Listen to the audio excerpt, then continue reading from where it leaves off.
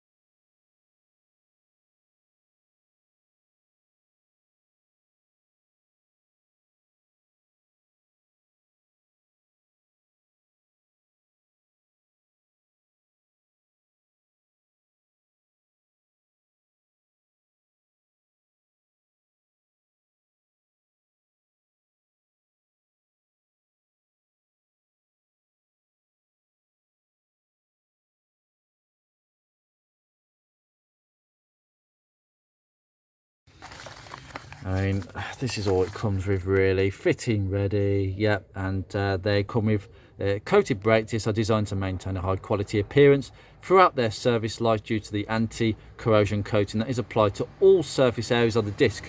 Well, the common problem over the years, and this happens to the actual the vents itself, this gets rather rusty. I have treated this in sort of the Granville rust kill, a bit of a wire brush, and it's come up really nicely. It's a shame because this is actually a good disc, so I may want to keep it, I may not want to keep it, but the truth is I don't know why I would keep it. I'll just probably weigh it in for scrap, along with a few other bits that I need to weigh in, but yeah, this is fine. I mean, this will probably corrode quite quickly. I've known aftermarket ones to do so, but actually Comline, I will say, some people give these a bit of stick, but but a lot of Comline stuff, if it's not rubber products, it's actually really good.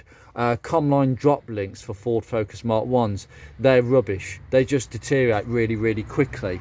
The rubber's not very good. But you know what? I've done brake discs. I've actually bought brake discs from Comline before for my Focus Mark 1, and they were great, and they're great. I ain't got any complaints at all. So anyway, let's get these fitted to the car and let's go through the process.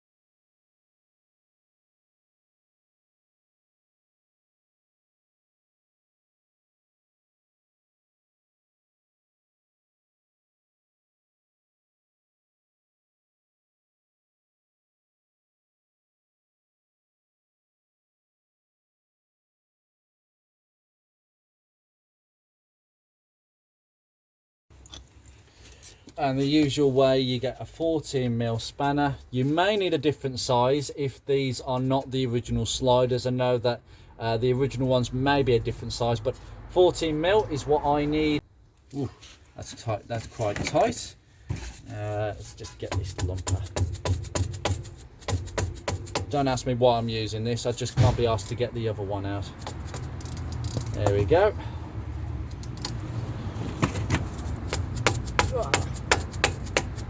God, I only did these up ages ago and they're still really tight. So take these two bolts out.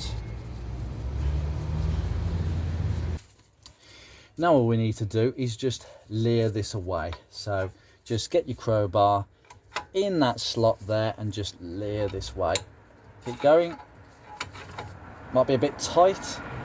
There we go, lovely. And the shim's gone off. So don't lose the shim. Pop that back in there and just hook the caliper up here somewhere. Ideally you want a box. I'm actually going to use a box. Now I've come vastly underprepared for this job. Let me just put that there for a second and I'll go and get a box.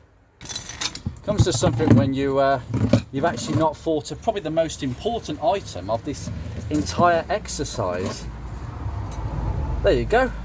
Right, just make sure that isn't too taut. If you need to prop it up a bit, please do so, but that's perfectly fine as it is. Now the next thing is we need to get the carrier off, and I'm going to show you which bolts to go for. So if I bring you round here, okay, so we've got all this going on. Okay, these sliders move really nicely, which I'm pleased about. You've got the two bolts that hold the carrier to the hub. Now you need to take the carrier off in order to actually get the disc off. So you need to crack off this bolt and this bolt down here. Okay, that's the two that you remove. And obviously we're going to have to take these brake pads out, so that looks okay. And I will give these a bit of a clean up and again put some fresh grease on them while I do this. So this is actually quite a nice box this is for doing this, but as you say, take all your, well, you don't need to worry about the bright work, but goodness me, that is a lot of brake dust on these. Wow, that is an awful lot of brake dust on these. But yeah, so we need to just get the carry off with those two 17mm bolts. You might need to crack them off, so a good 1/2 inch ratchet, but I've actually already cracked these off pre-hand. I actually did that when I did the drive shafts, because I knew that I'd have to come back to these bolts, but they will need a good old clatter with a ratchet and a hammer. A breaker bar, not necessarily, unless you've got a short breaker bar to get at these, because they, as I say, they're going to be tight if they've never come off before, and mine were tight, but these should come off really nicely. Now I'm actually using a deep socket, but I don't know why, because you can actually use a short socket on this. But anyway, just get in and just get a good leverage and crack. There we go. Now that was really easy because I made it easy. Just get the caliper out the way. There you go, done. Now these two, yeah, I just take it off and I should be able to wind it off. Yeah, I'm going to give all these bolts a good wire brush down so they actually go in quite easily. The whole thing comes off. I will give this again a bit of a clean down. I mean, ideally I could give it a bit of a paint up, but really honestly I don't need to do that, although I love this. I just love this. It's been not long since I put the drive shaft on, but I'm glad that nothing's happened. Everything stayed in situ. The clips are still on. I'm really pleased about that. I'm really pleased, and the ball joint covers that I put on are looking really good. Now all we need to do is get this disc off. Right, let's just use this on camera. There we go. Because we cracked them off before. I've done everything very easy. This is not a very good episode of how to struggle on your car, but quite frankly, if you know you're going to do it in the future, and I kind of knew that these would have to come off eventually. So just take this out. So what, the weather's been amazing recently, and actually with this breeze it's quite a pleasure to work on your car. Now this is stuck. Oh no, it's not. I was about to say this is stuck. It's very common for brake discs to be really stuck to that flange, and that has literally given way on camera. Wow, okay, that's nothing. I was expecting to get, this is why I got this out, by the way guys. It wasn't for smashing nuts off, it was actually for this job, because you don't want to use a hammer on a brake disc. You really don't. So let's just get it off by hand.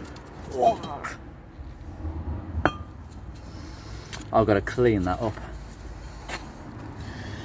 Yeah, as usual. The other side is actually, that's really bad. I mean, this side isn't too bad. This side's dreadful. There's a lot of scoring on this side. That is not good at all.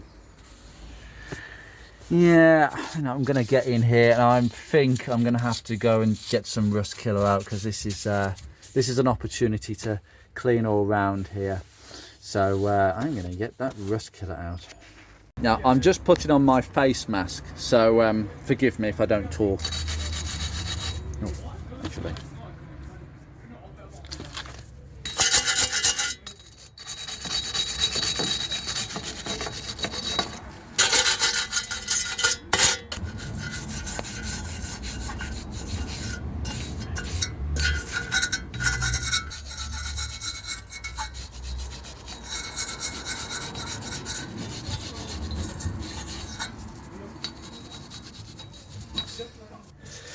This is really dusty, this is. Now, it's a really good time to just clean all this around here.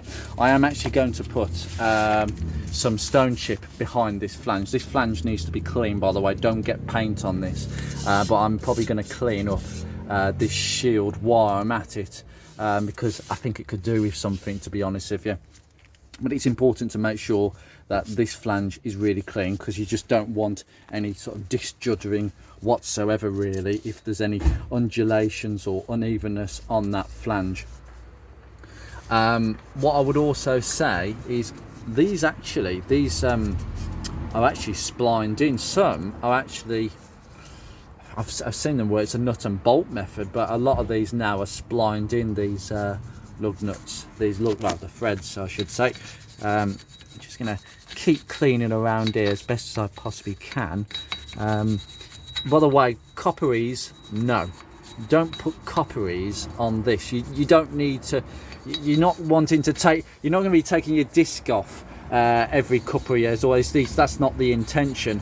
The intention is that this is clean and free from everything, rust, copperies for one, any lubricant, WD-40, whatever. You should not be putting anything on this surface. Brake cleaner is acceptable, but you need to clean it all off as thoroughly as possible.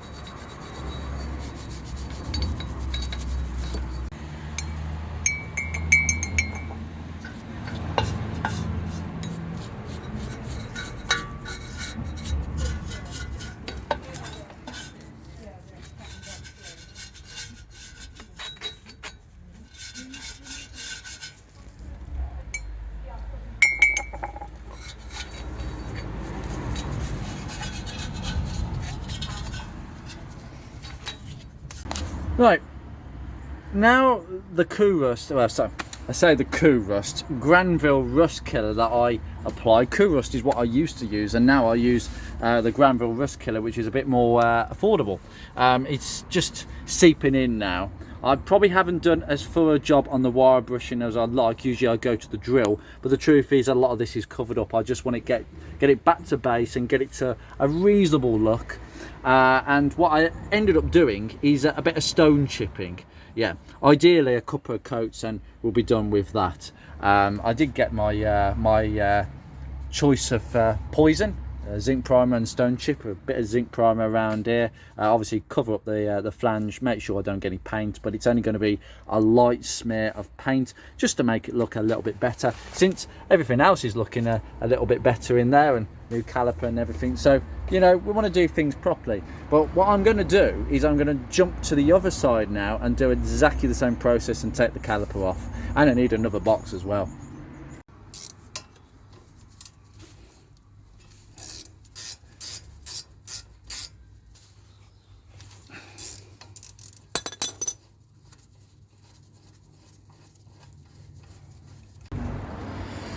And if you've got nothing better than another box, go for some bricks if they're lying around, and just put a couple of them down here. So hopefully that will be nice and true. Anyway, we can take those, we've taken them bolts out, and come on, that's it.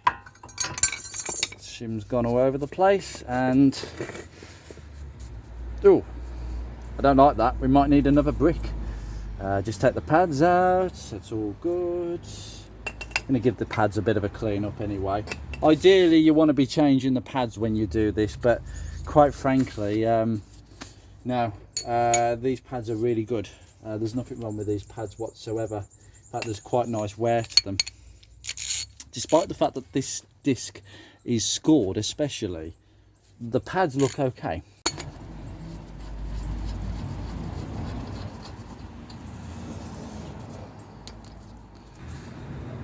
Oh, that's it. Off we come. Oh, want to go swinging around. There we go. Off it comes on there. Lovely. Right. I suppose this is another one I need to just clean up and give it a bit of a paint. Let's see if this disc falls off as easy as the other side.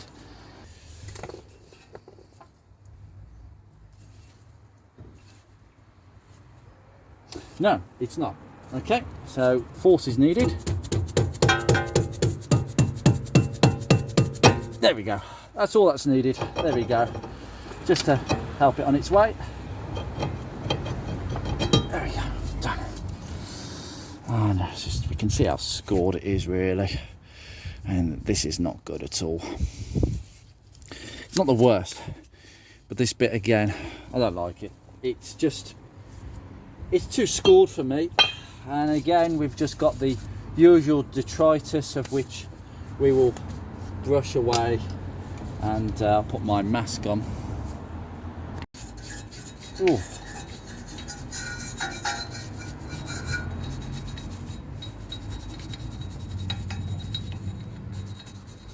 No, after a bit of cleaning, I've just taken the hardware off.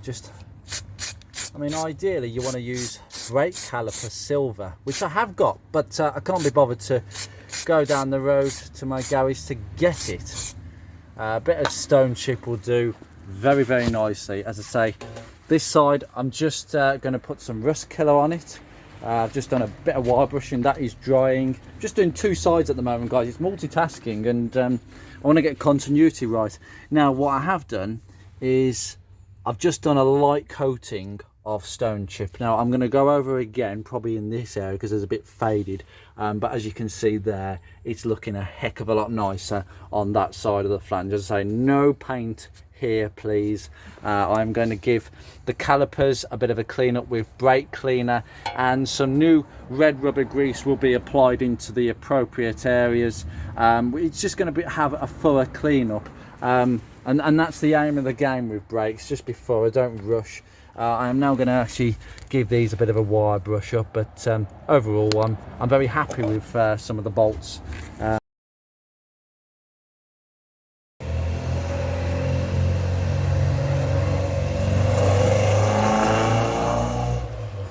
That is why I've wanted an MGB for a very long time, although I dare say these days they are above my budget as such. I don't like that sound. You hear a lot of BMW V8s around here. It's almost as common as muck. The truth is, I would love an MGB. Very nice sight indeed. Right, for clarity, because I'm aware that it's getting a bit late here, I want to do a proper job on this. So rust killing on that side, zinc primer, stone chip behind the hub flange, on the disc brake shield, and on the actual bracket itself, the caliper bracket, and that's really it. And then we'll start putting the discs on. So I'll cut back to them because, quite frankly, as much as I don't want to skip bits, and this channel is kind of known for not skipping bits, I'm not really in the mood, and YouTubing sometimes takes a backward stance. I'm just showing you the important bits, and we've done half of it already, and putting everything back on is quite simple, but you do need to do a few more things, so we'll cut back to them. Right, okay, so hardware cleaned, all these bits and pieces down here cleaned, tripod always in the way as usual, that painted up and cleaned. It does take much longer than what you normally think. I mean, the truth is, this is a really nice finish now. It's looking really nice in there as well. Not as fully as I would normally do. It'd be a bit more smoother like that, more like that than that. It's a bit bubbly in there, but truth is, it's all nice and cleaned up. I'm just going to go over the face again, just with a tissue, just to get rid of any excess stuff. But the truth is, this is as clean as what it's going to be. Look, I mean, look at that. That's actually clean. That is literally squeaky clean. Just clean around the threads as much as possible, and that's really that. So now we are now in a position to mount the disc. So let me go and grab it. Ooh, nice new clean disc ready to go on. Looking well, I suspect it will probably start rusting straight away, knowing it's an aftermarket one, but anyway, you've got these two mounting holes for the grub screws. Make sure that they actually go in at that correct point. Now what I am going to do actually is just get some of the grub screws, if I can actually find them, which they're over here. There you go. Now all I will say is that these do not fit flush with that part of the disc. It actually protrudes, but it fits really nicely in there. So, and I will show you this a little bit more closely. So you got this one here, and the grub screw sits nicely in there, but you got these other two with, this is kind of one with a thread, and it's not meant for that. I don't know what that's meant for, but this disc did go on rather a lot of cars, so you've just got to kind of line the holes up as such. So just poke it over. Done. Right, grub screws in.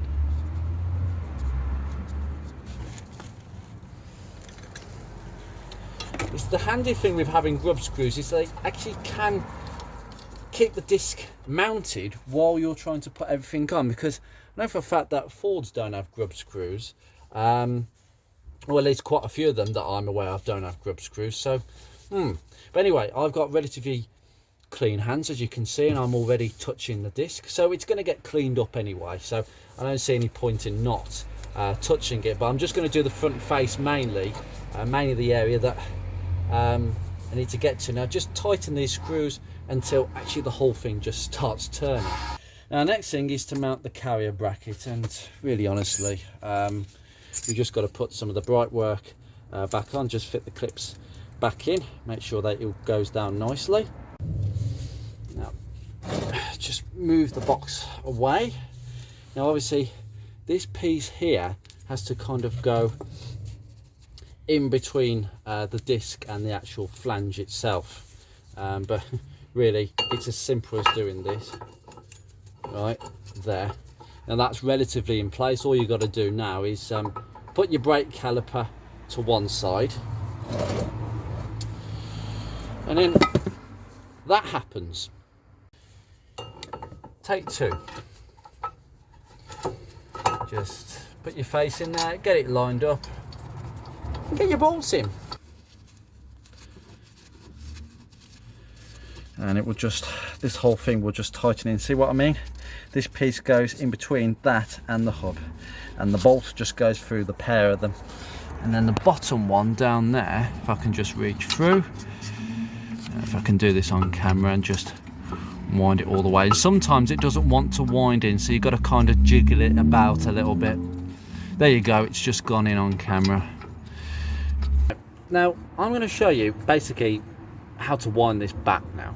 Okay, now we just need to retract this piston a small amount, because the truth is we're only replacing the discs, and the discs were not heavily worn, which is quite good for 51,000 miles on the original discs, but we're not changing the pads. Now if you're changing the pads because they're very worn, and you're changing the discs because they're scored or damaged in whatever way, warped, whatever, basically your piston's gonna be like way out here, and you're gonna have to do a lot of pushing in.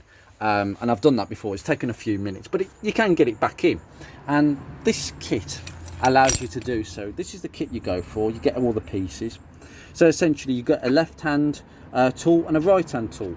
We're using a right hand tool because we'll be turning right to wind it in clockwise. Okay, on most cars generally you use a right-handed thread, and so I think we've got it on there. Yeah, right hand. Okay, now this is obviously the bracket that wedges against this piece. Okay, so when you're turning, this bracket sort of forces the tool this way, and then that allows you to rotate the whole thing using those dowels.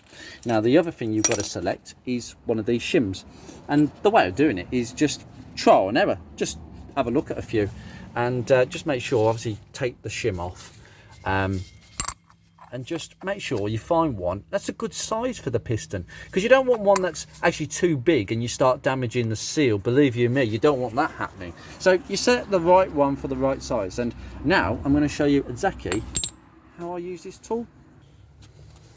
Welcome to the channel that only shows you these kind of things live. So ideally you just want it on the dowel straight away, and obviously you want this bracket to be this way towards you because it goes in the shape of the caliper itself, so you kind of want it there, and you might have to do a bit of shuffling, so it won't fit, so just wind it in a little bit, and obviously this butts up there, so there you go, and now wind it back. Now just make sure that you keep everything in place, because it can go out a little bit because this bracket wants to sort of fight me, but just make sure that this shim is nicely butted up against the piston, it's not crushing into the seal, and just excuse me for knocking you over, guys, and just keep winding it in until there you go. So now that is kind of sitting nice and true. I might have to give this, I have to shift it a little bit. In fact, I will just release it. If you need to shift it, just release it and then tighten it a little bit more. There you go. Right, I've got a feeling the piston has already started moving. That's how easy it's going to be, this job, and I'm literally just going to move it in. So when I wind this in, this will not move, because this bracket is actually stopping this from moving in. Because this piece here, and I've actually just released it, which was very silly of me. But basically, this is going to want to move with this rod, but it can't move because this bracket is wedging it against the caliper. Really good tool. Whoever invented the caliper wind back tool has certainly saved a lot of people's and bad backs. Look, the old school method is you get a block of wood and just keep pushing it in, which is absolutely fantastic, unless your piston is really stuck and seized and old. This is just not the time or the place really that I would kind of show you this. But just straighten the camera. Bad camera skills, Andrew. But yeah, so just tighten it up again, just all the way, and then we can just wind this in. In fact, it's actually gone off again. This may happen a few times, even with the correctly sized shim. It may just fight you off. I think this is the most important piece of advice I have on this video, really, because a lot of you may have already done this sort of work before. If you haven't, then you've seen how kind of easy it can be, and that's the idea of this channel. I'll show you all these little things, and oh god, it's not as easy as somewhat you make out at first, but once you know how everything works, it's good. Now we're just going to turn this piston in. Oh my god, okay, that's turning in really nicely. Yeah, that's turning in. Okay, good. That has gone all the way in, and wow, okay, that's fantastic. I'm just going to put some red rubber grease on this. Obviously, put the shim back on. Make sure you bend the tabs so that it doesn't fall off, etc. And then we can pop this back on, because that is now, as you can see on camera, nice and flush. And that's how quickly it was. I literally wound it back in, in 10 to 20 seconds there. Obviously, if it's this far out and it's an older caliper, but it's usable, the seal hasn't broken, then it would probably take a few minutes, and it would probably be a lot more stressful than that. I could have actually hand woven that in. In fact, I could have used a block of the wood method. It's that good. But anyway, now I can put all the actual hardware back on. Right, and as usual, we have used this stuff, ceramic grease and brake pad protection from Silverhook, and that is to be applied to the back of the pads themselves, okay, and a little bit of copperies on the ears, just so that they are basically not scrubbing against the actual hardware itself, but just slide it in. This might be a bit fiddly actually, because this hardware doesn't seem to want to clip down recently. There we go, it's in. And then just place that in. Obviously the wear indicator goes on the inside as usual, and again same for this. Ceramic copperies on the ears, and then just place this nicely in, and they should just slide in. They should just slide in really, really nicely.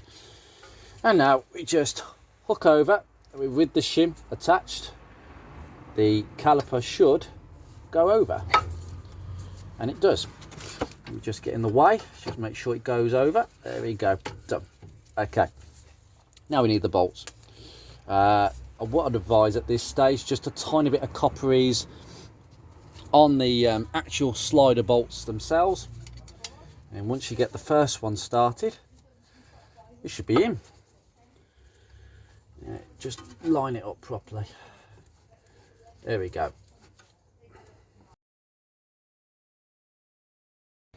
And I like the look of that. I mean, the stone chip on there has actually come up really, really nicely. I'm glad I did that. I wasn't going to paint this up, as I said before, but I just looked at it and thought, yeah, go on, go for it while it's there. And you know you want to, Andrew, at the end of the day. And we come round to this side as well. I mean, this side is even better to look at. I mean, you can see the improvements that I've made there. And as I say, it's all nice now. All I've got to do now is clean my mucky fingerprints off. And obviously we can push this, and there we go, lovely. Just going with a bit of brake cleaner. clean towel just to, that's it, lovely. Clean the face as well. Obviously, one thing that we need to do is just put, you see, look at that. That's the amount of rubbish still on the disc. Just aerosol spray cans of brake cleaner are also just as effective. You do want this disc to be nice and clean. Let me just,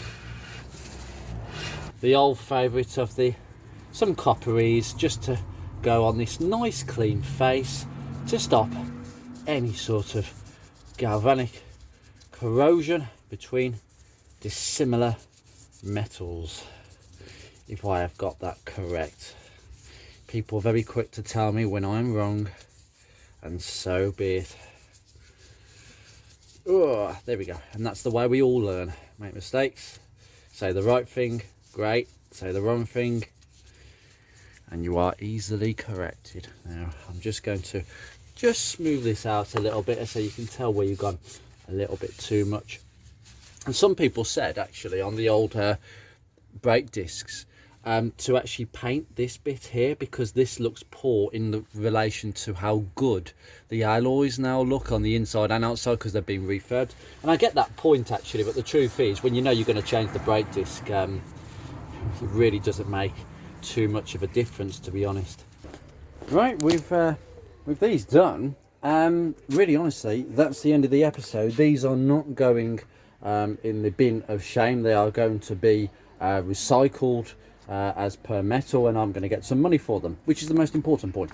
Anyway, the last thing I wanted to go over is how good the wheel protector is. Now, I've just cleaned this with one of these blue towels, and it's just wiped clean. This is the worst one. This is the passenger side one, as you can see. Now, I'm just going to get this.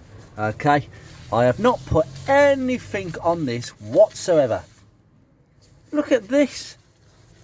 Just, there's a few bits of corrosion that have come through again. I'm not quite sure why, but the other wheels got the same sort of indentations every so often. But it's a bit of a thick one there, but literally, like, it's just coming off. I mean, honestly, oh God, it's so heavy. I mean, I don't know who's done these things, you know, honestly, God, you know. Yeah, there's a few little chips of corrosion on the other side. Just these here. But it just goes to show that alloy wheel cleaner from Diamond Bright works an absolute treat. I think anyone will work a treat. I mean, literally, it's going to take me a few more minutes and I can pretty much clean this on the back side. I mean, I'm not going to really bother too much around here, but just to give it a really decent clean. As I say, we've got, I think, either chips or something else going on here, but it's all coming off relatively easy. And do you know what? Put it there.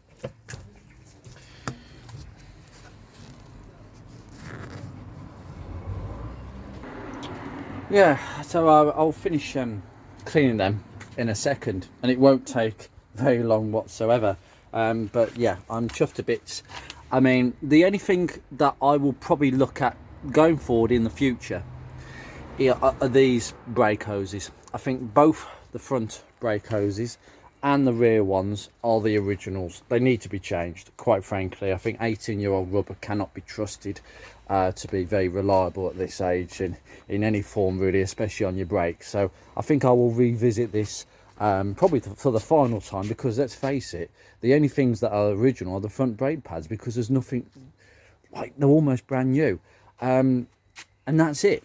We've changed the disc now, we've changed the caliper, we've changed the drive shaft, obviously, in the boot, we've obviously changed the sliders.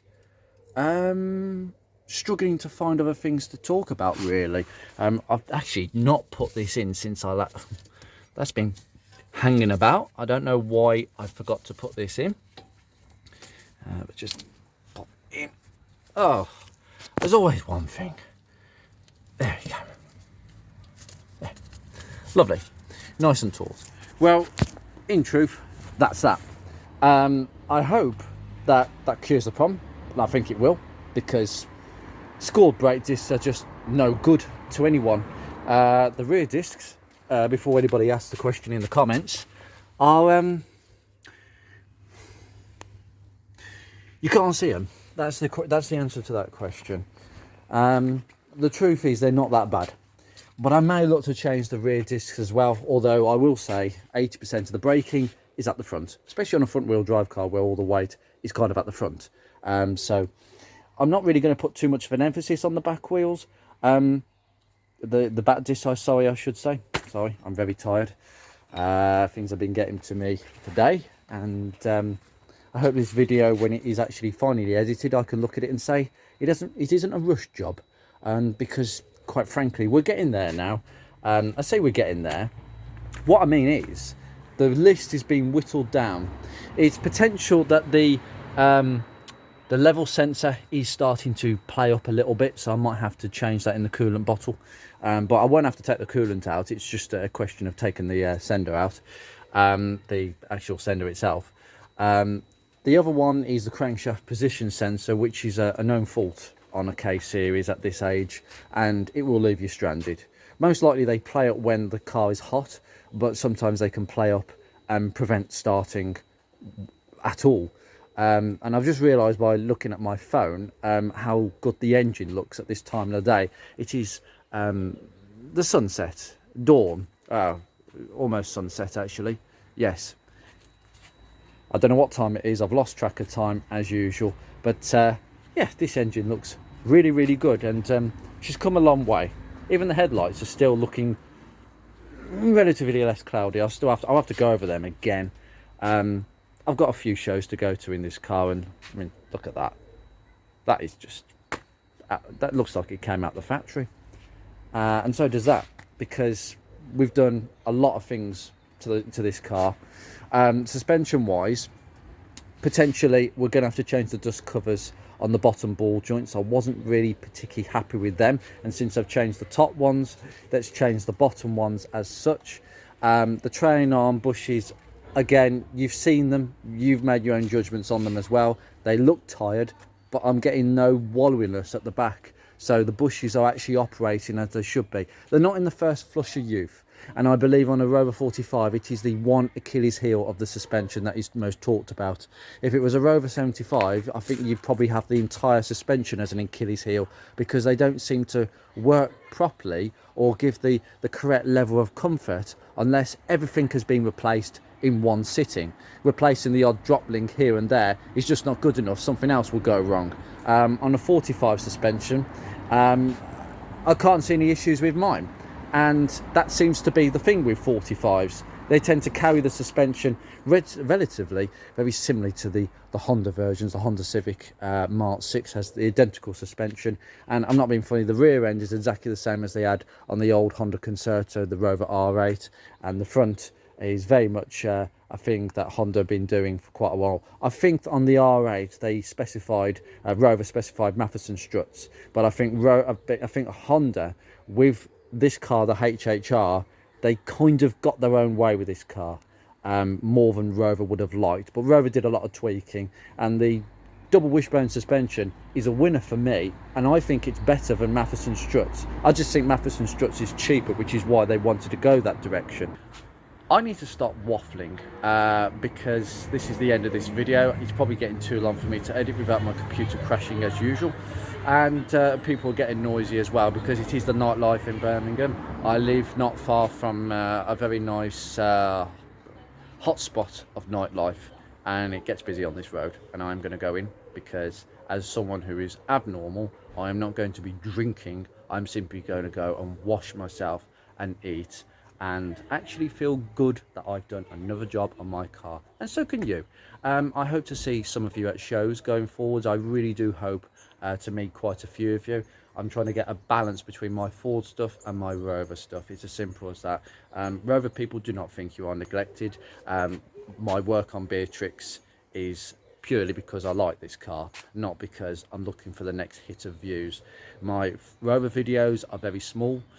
There's only a few hundred views that I get from these videos. If this was a Ford Focus, it would get 4 times the amount of views, but I still do these episodes, and I do them with the same amount of enthusiasm, and I do it now with the same amount of knowledge, because I actually think I know quite a lot about Rover 45s, and it's been a bit of a learning curve, and it's been quite a nice one, and I would recommend a 45 as a modern day classic now, before they become even harder to get hold of, and they are very difficult to get hold of in really good condition like this, well, like it is now.